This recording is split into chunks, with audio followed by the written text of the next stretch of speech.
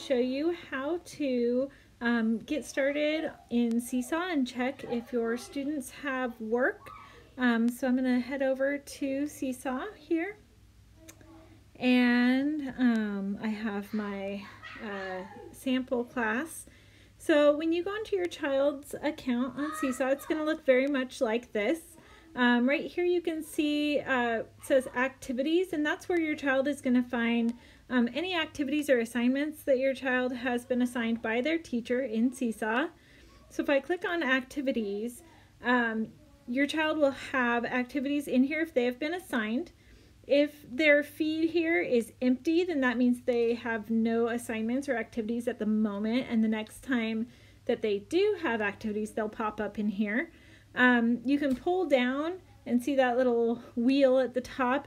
That will refresh the page, so if there have been any assignments recently, those may pop up at that point. So the students will see their activities or assignments here. Once they click Add Response, it will take them directly into the template to do their assignment. And once they finish and click the green check mark to turn it in, their assignment will no longer show up in their feed. So it's kind of like a to-do list. As they finish their assignment will be deleted from this list here. So I wanted to let you know how to check your assignments. Your students will also be able to add their work to each assignment through multiple different ways. So some of the ways is through the drawing tool. And this is one example that has a template already in it. Over on the left here, there's the text feature. So you can, your child can use the text feature to type. There's the microphone, which helps them to record their voice, explaining their thinking. Maybe their teacher has asked them to do so in the assignment.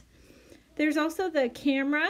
And in the camera, there's two options. So they can do the photo, take a photo of their work. Maybe they did it on paper and pencil. Or upload if they did something in another app saved to their camera roll and they need to upload it here. Down here are shapes and backgrounds. So if the child's teacher asks them to use shapes or backgrounds, that'll be there. Down here at the bottom, there's a little hand. That hand will allow for them to grab onto any objects and move them in the screen. There's also a pencil tool, a pen, a highlighter, a fancy pen, and an eraser. So if your child cannot find those items, they're down here at the bottom. They will be needing to make sure that their assignment, they've done all of the pages available. You can see here there's only one page here, but sometimes there might be a second page or a third page that they need to complete as well. If something happens and your child is not done with their work, they can click draft and go back to it later. Or if they're finished, they can click the green check mark. Now let's say your child is halfway through their assignment and they can't remember what the instructions are.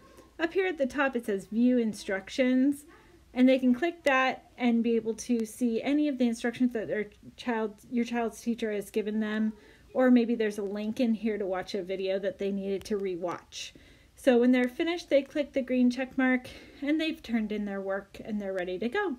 I hope this helps you with getting started on Seesaw.